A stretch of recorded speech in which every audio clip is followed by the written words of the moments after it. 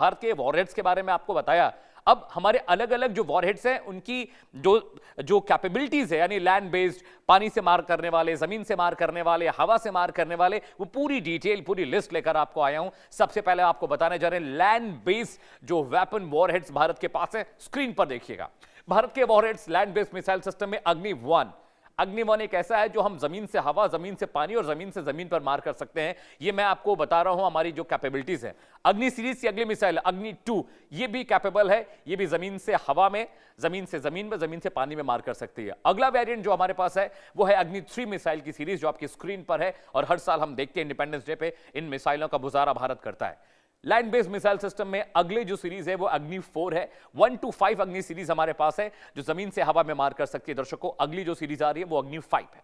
यानी हमारे पास अग्नि मिसाइलों की एक बहुत लंबी खेप है जिसका इस्तेमाल हम न्यूक्लियर वॉरहेड्स को कैरी करने में, उनको भेजने में इस्तेमाल कर सकते हैं। अगला आपकी स्क्रीन पर आने जा रहा है हमारा इंटरकॉन्टिनेंटल बैलिस्टिक मिसाइल है, इंडिजीनस है, जिसको देश में डीआरडीओ ने तैयार किया है, विच इज आकाश। आकाश की तस्वीर आप देखने जा रहे हैं। आकाश भी एक ऐसा हमारे पास एयर डिफेंस सिस्टम है जिसे हम जमीन से हवा में मार कर सकते हैं। ब्रह्मोस अगला जो मिसाइल सिस्टम हमारा ब्रह्मोस है, जिसका कमाल, जिसकी ताकत आपने देखी थी ऑपरेशन सिंदूर पार्ट 1 में। S-400 इसके बाद आता है जो हमारा एयर डिफेंस सिस्टम है, जो रशिया से हमने खरीदा है और हमारे देसी तरीके से उसमें हमने आमूल चूल परिवर्तन कर उसको अपने काबिल बनाया है। S-400 आपकी स्क्रीन पर है, जिसका इस्तेमाल हमने पाकिस्तान के खिलाफ किया था। अगली सीरीज की जो मिसाइल है वो नाग है। नाग भी हमारा एक इंडिजिनस प्रोडक्ट है जो हमने बनाया है और इसका इस्तेमाल भी हम वॉर में कर सकते हैं। ये भी एटॉमिक वॉरहेड्स को कैरी कर सकता है। देखते जाइएगा दर्शकों। K-15 सागरिका एक अगली सीरीज की हमारी मिसाइल है जिसका इस्तेमाल हम कर सकते हैं अगर हमारे बीच, पाकिस्तान के बीच जंग के इम्कान और कंडीशंस बनती हैं। K-4 मिसाइल की सीरीज भी हमारे पास है सागरिका के पास, उस मिसाइल का इस्तेमाल भी हम कर सकते हैं। These are the land based missile system जो जमीन से हवा में, जमीन से जमीन में, जमीन से पानी पर मार कर सकते हैं। आगे बढ़ते हैं कंटेंट में दर्शकों। आपने लैंड बेस्ड मिसाइल सिस्टम हमारा देख लिया, हमारा इंडिजिनस इसमें बहुत सारा है। अब बात आती है एयर बेस्ड अटैक मैकेनिज्म की। अगले ग्राफिक्स की तरफ हम बढ़ते हैं। एयर बेस्ड अटैक मैकेनिज्म क्या है वो भी आपकी स्क्रीन पर है। देखिए, मिराज 2000 ये हमारा सुपरसोनिक फाइटर जेट है, इसका इस्तेमाल भी हम कर सकते हैं दर्शकों। ये भी आपकी स्क्रीन पर है। लैंड बेस्ड हो गया, एयर बेस्ड अटैक मैकेनिज्म दिखा रहे हैं।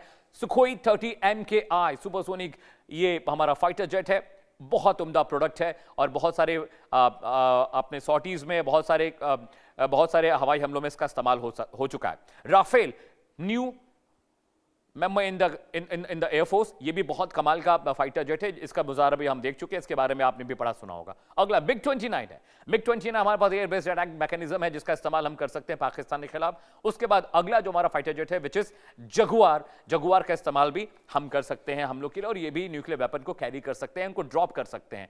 आगे बढ़ते हैं, चलिए।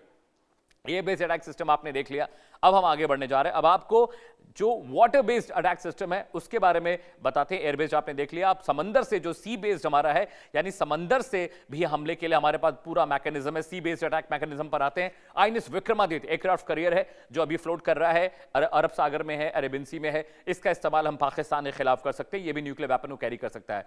INS Vikrant, Indian naval ship Vikrant aircraft carrier ये भी है, ये भी अभी फ्लोट कर रहा है अरेबियन सी में, मलक्का स्ट्रेट के पास अभी पहुंचा हुआ है। इसका इस्तेमाल भी हम कर सकते हैं पाकिस्तान के खिलाफ अगर अटैक सिचुएशन बनती है। आईएनएस विशाल लगभग तैयार है, एयरक्राफ्ट कैरियर है, इसके बारे में भी लगातार R&D चल रही है, बहुत जल्दी इसको भी कमीशन किया जाएगा इंडियन नेवी में, इसका इस्तेमाल भी हम कर सकते हैं।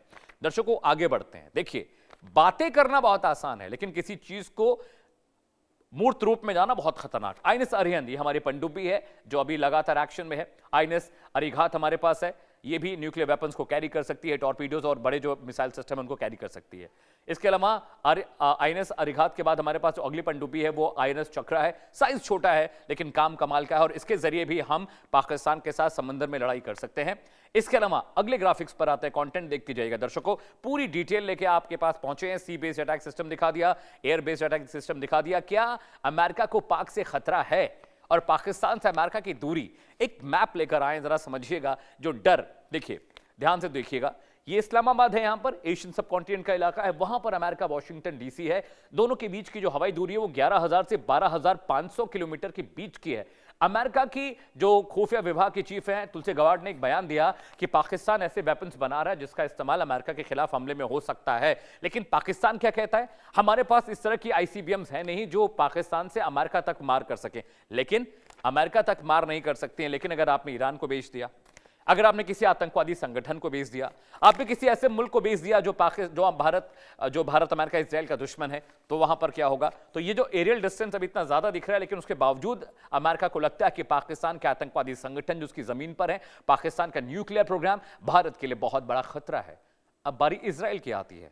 आपने इस्लामाबाद से वॉशिंगटन डीसी यानी अमेरिका का एयर डिस्टेंस देख लिया। अगली ग्राफिक्स पर आते हैं। अब इस्लामाबाद से इजराइल कितना दूर है, क्यों वहां पर खतरा है? देखिए, तेल अवीव इजराइल की राजधानी, इस्लामाबाद यहां पर है, दूरी है 3800 से लेकर 4000 किलोमीटर। यानी रिपोर्ट्स ये बताती हैं कि पाकिस्तान के पास ऐसे इंटरकॉन्टिनेंटल बैलिस्टिक मिसाइल्स हैं जो इस्लामाबाद से तेल अवीव को मार सकते हैं। तेल अवीव बहुत दूर नहीं है, क्योंकि ईरान भी तेल अवीव को लगातार मार रहा है। पाकिस्तान के बहुत करीब ईरान यहां पर है। अब ये समझिए कि इजराइल किसका अलाई है? वो अमेरिका के अलाई है। दोनों मुल्क बहुत गहरे दोस्त हैं। अगर इजराइल पर हमला होता है तो ये चिंता का विषय अमेरिका के लिए भी होगा, और अमेरिका कभी भी नहीं चाहेगा कि मिडिल ईस्ट में उसका एक सिंगल अलाई ऐसा है जिस पर हमला हो, वो है इजराइल।